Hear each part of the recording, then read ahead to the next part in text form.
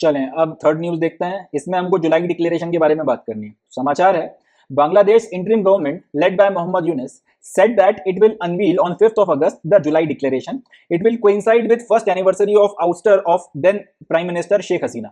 तो बांग्लादेश में जो इंटरिम गवर्नमेंट चल रही है, जिसको मोहम्मद यूनुस चला रहा है, या मोहम्मद यूनुस जिस इंटरिम गवर्नमेंट का मुखिया है, उसने ये बोला है कि 5 अगस्त को हम लोग एक डिक्लेरेशन लॉन्च करेंगे जिसका नाम है जुलाई डिक्लेरेशन। अब 5 अगस्त को इसको इसलिए लॉन्च करेंगे क्योंकि 5 अगस्त को एक साल या फिर पूरी एक एनिवर्सरी हो जाएगी। वो जो वहां पे पूरा एक आपका जो घटनाक्रम चला था, जिसके चलते शेख हसीना को जो है सत्ता छोड़ के देश छोड़ के भागना पड़ा था, और उसके बाद में फिर वहां पे एक तरीके से जो है आर्मी ने टेक ओवर किया था, और उसके बाद में फिर इन लोगों को जो है इंटरिम गवर्नमेंट वगैरह बनाने का मौका दिया था। ये पूरी की पूरी चीज को एक साल हो जाएगा। 5 जुलाई के दिन ये घटना घटी थी, तो 5 जुलाई के दिन इस पूरी की पूरी घटना को क्योंकि एक साल हो जाएगा, तो उस एक साल और ये पूरा का पूरा जो इंसिडेंट है जुलाई अगस्त के बीच में हुआ था पिछले साल, तो उसको ध्यान में रखते हुए ये लोग उसकी एनिवर्सरी पे एक डिक्लेरेशन लेकर आ रहे हैं जिसका नाम है जुलाई डिक्लेरेशन।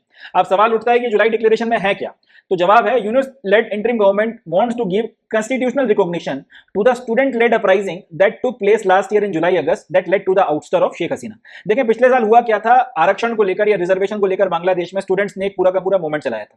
1971 का जो पूरा वॉर हुआ था, 1971 के वॉर के बाद में, उसमें पार्टिसिपेट करने वाले कुछ लोगों को या उनके जो बच्चे हैं उनको एक रिजर्वेशन दिया जाता है या दिया जाता था।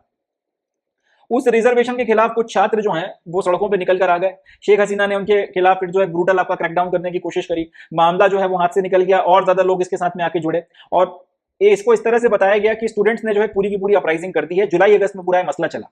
उसके बाद में हालांकि जो घटनाएं हुई हैं उससे एक बात समझ में आ गया कि वो सिर्फ एक स्टूडेंट्स का मैटर नहीं था, इसमें बहुत सारी जो है बाहर की शक्तियां शामिल थी, और शेख हसीना से कुछ बातें मनवाने की कोशिश की जा रही थी। जब शेख हसीना नहीं मानी तो अल्टीमेटली फिर उनके खिलाफ एक पूरा षड्यंत्र किया गया जिसमें स्टूडेंट्स को आगे रखा गया और ये पूरा प्रोसेस करवाया गया। तो खैर अब बहुत सारी बातें निकल कर आ रही हैं, बट अल्टीमेटली इनका कहना यह है कि जो स्टूडेंट लेड अपराइजिंग हुई थी जिसका जुलाई अगस्त में पिछले साल, जिसके चलते शेख हसीना को सत्ता छोड़ना पड़ा था, हम इसको कॉन्स्टिट्यूशनल रिकॉग्निशन देना चाहते हैं। हम संवैधानिक तौर पर जो है इसको रिकॉग्नाइज करना चाहते हैं कि ये कॉन्स्टिट्यूशनल इंपॉर्टेंस की का एक इवेंट था और इसके चलते हमारे देश के ऊपर जो है बहुत अच्छा असर पड़ा।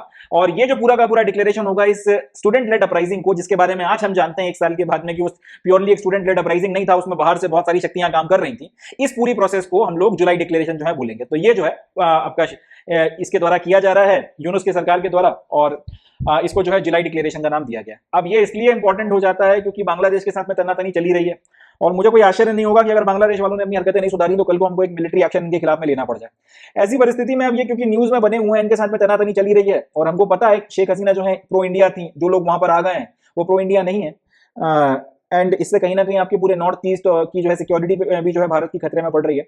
तो इन सब चीजों के चलते बांग्लादेश फिलहाल न्यूज में बना हुआ है, और बांग्लादेश में अगर इस तरीके की खबरें उठ रही हैं तो एग्जामिनर्स भी यहाँ से सवाल पूछ सकते हैं। इसलिए अपने को पता होना चाहिए कि जुलाई डिक्लेरेशन क्या है। सवाल आया तो सीधा सीधा एक एमसीक्यू बनेगा कि भैया जुलाई डिक्लेरेशन क्या है, या किस देश से रिलेटेड है, कहाँ डिक्लेयर हुआ था। तो ये 2-3 बातें हैं। बांग्लादेश से रिलेटेड है। शेख हसीना का जो आउटस्टर हुआ था ये स्टूडेंट लेड अपराइजिंग में, इसके कॉन्स्टिट्यूशनल रिकॉग्निशन के लिए ये जो इंटरिम गवर्नमेंट है मोहम्मद यूनुस जिसको चला रहा है, ये लेकर आया है या ये लेकर आने वाला है फॉर दैट मैटर। इस रिकॉग्निशन को जो है जुलाई डिक्लेरेशन ये लोग बोल रहे हैं। चलें, सिंपल फैक्चुअल क्वेश्चन है, आ गया तो आ गया, नहीं आया तो कोई दिक्कत नहीं, बट आया तो सीधा सीधा यही पूछेंगे कि जुलाई डिक्लेरेशन किस देश में लॉन्च हुआ है, या किसने जो है किया है, या फिर इसका किससे क्या लेना देना है। तो थोड़ा सा अपने को एक आइडिया होना चाहिए। That's it from this news. आगे बढ़ते हैं, नेक्स्ट न्यूज देखते हैं।